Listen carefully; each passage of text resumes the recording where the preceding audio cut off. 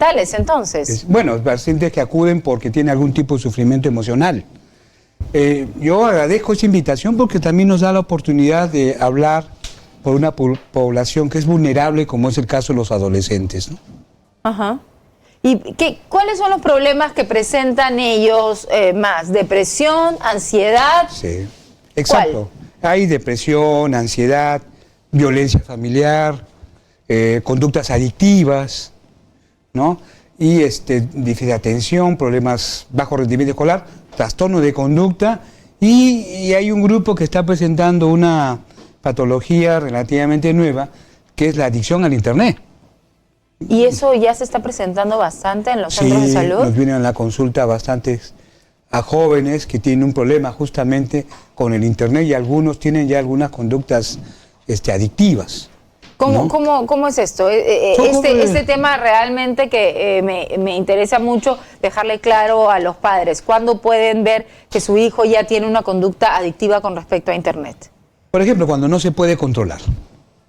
Cuando no se puede controlar, es decir, se compromete a estar media hora, una hora y no se puede detener. Lo otro, cuando no se percata del tiempo que pasa. No, hay jóvenes que dicen que están una hora, pero están 2, 3 horas, no se percatan del tiempo. Lo otro, cómo eso afecta toda su conducta. Porque hay jóvenes que se sumergen en una pantalla y rompen con sus amistades, no sociabilizan, se aíslan, se retraen, bajan sus notas. O sea, influye bastante en su vida diaria. ¿Puede ser que los convierta en un poco más violentos o agresivos o hasta depresivos? Mire, ya hay estudios que hablan de que, y eso también en relación a la televisión, que los escolares cuando están más de 2 horas frente a una pantalla se tornan ansiosos. Ya. Y si están más, pueden llegar hasta a hacer cuadros depresivos, ¿no? Entonces, sí, cuando están mucho tiempo, lógicamente eso afecta a su estado emocional. ¿Cómo se caracteriza la depresión? Es decir, ¿cómo un padre puede darse cuenta que su hijo o hija está sufriendo de depresión? Una pregunta interesante, porque la depresión del adolescente no tiene una manifestación clínica igual a la del adulto. No es que va a estar en su cama todo el día. No es así. El adolescente frecuentemente puede tener una conducta agitada. O sea, puede ser irritable, puede ser inquieto y hasta puede ser agresivo. Se pelea con los compañeros, le pega a los hermanos, y eso es algo que desconcierta bastante a los papás. Porque los papás me dicen, pero doctor, ¿cómo voy a aceptar que mi hijo está deprimido si se pelea con todo el salón y le pega al hermano? Pero cuando lo evalúa, tiene un cuadro depresivo. O sea, un chico que puede ejercer bullying en su colegio, ¿puede ser que esté deprimido? Por supuesto. Hay trabajos que señalan que, por ejemplo, en el caso del bullying, que es un fenómeno lamentable, pero también interesante, cuando se da el bullying, sufre no solamente la víctima, no sufre no solamente el agresor también hace cuadros depresivos y puede llegar a tener ideación suicida, sino también los testigos. O sea, el resto de alumnos que observan el bullying, también hay reportes que señalan que hay un sufrimiento emocional. Entonces, el trabajo se tiene que hacer en realidad con todo el salón de clases.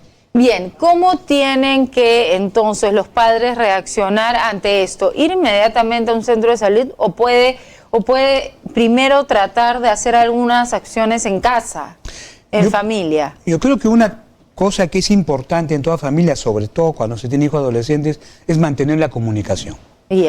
Es mantener la capacidad de conversar con sus hijos, explicarle, hablarles de los riesgos, ¿no? Y si en caso ya la situación es inmanejable, acudir a un centro. En la actualidad, felizmente, tenemos centros de salud comunitarios. Sí, exacto, en los distritos, ¿sabes? Que están en los distritos, están al acceso. Hay psicólogos, hay personal calificado, hay hasta psiquiatras también. Pero también están los hospitales como el Hospital Emilio Valdizán, ¿no? Que están para servir a la comunidad en problemas como estos. Bien, y esto de la depresión o de la ansiedad, ¿siempre tiene causas emocionales, siempre tiene causas familiares tal vez o sociales, o también pueden ser patologías que vienen directamente por una cuestión química del cerebro? Ya, la depresión es un fenómeno bastante complejo y en el adolescente en especial, porque el adolescente pasa por un periodo en el cual tiene que haber muchos cambios. Ajá. No, cambio afectivo, cambio físico. Problemas de identidad. Resolver un problema de identidad. Entonces, es una etapa en que son muy vulnerables. Ajá. Fácilmente se deprimen. Y esto tiene relación con, por ejemplo, la escuela, rendimiento escolar, sobre todo en casos como el fracaso escolar. Otro tiene que ver con el entorno familiar. Hablamos, por ejemplo, de la violencia familiar. No, es un fenómeno que felizmente se está haciendo un abordaje preventivo que es importante, pero también hay historias propias del mismo adolescente, ¿no? Situaciones de pérdida, problemas con sus compañeros, hay toda una problemática que los predispone a ser depresivos. Bien, ya, pero esto, o sea, siempre se tiene que curar o tratar con pastillas, o puede ser tratado con una terapia, con una, digamos, con una acción familiar, social, con ayuda de los padres. Depende, porque no es una depresión, hablamos de hay varias depresiones. Hay casos en los cuales es tan severo que tenemos que utilizar medicamentos como antidepresivos. Que dicho sea de paso, hay mucho temor a veces en la población. Eso le iba a preguntar, ¿no hacen daño a largo plazo? Lamentablemente se ha satanizado mucho y hay mucho prejuicio en relación a lo que es salud mental. La gente piensa que los medicamentos, los psicofármacos, causan acostumbramiento, causan daño en el cerebro y que son extremadamente riesgosos, lo cual no es cierto. ¿Antes sí? O sea, ¿ha evolucionado cada la vez química? Hay moléculas más efectivas, de mejor calidad, que ha mejorado la calidad de vida de muchas personas, entre ellos los antidepresivos, ¿no? Cada vez los antidepresivos tienen menos efectos colaterales, son más aceptados, mejor tolerados y causan mucha mejoría en los pacientes, los adolescentes, ¿no? No hay, el riesgo es mínimo, siempre y cuando esté con control médico. Porque aquí sí hay que hacer una observación de que hay personas que se automedican. Ahí está el riesgo. El riesgo está cuando la persona se automedica, donde no hay control médico, ahí, porque cuando uno indica, tiene un inicio y un fin, tiene un tiempo. En cambio, cuando una persona se automedica, eso no tiene final, entonces el riesgo ahí es mucho mayor.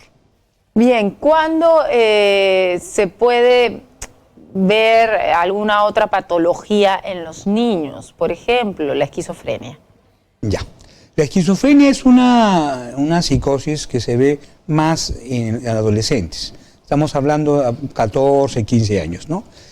Es una patología que afecta todo el funcionamiento de la persona.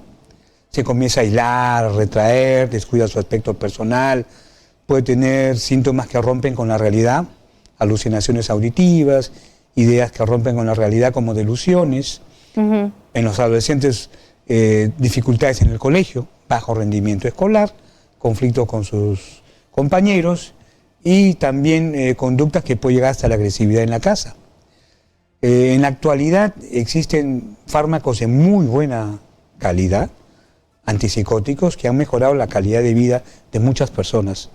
Ahorita a una persona, si está bien medicada, su pronóstico es bueno si sigue un tratamiento regular. Y de verdad que pueden hacer una vida completamente normal, profesional, sin ningún problema, ¿no? Exacto, si está bien medicado, puede estudiar, puede trabajar, ¿no? En la actualidad, una persona bien tratada no se le puede decir que se le acaba la vida por una esquizofrenia.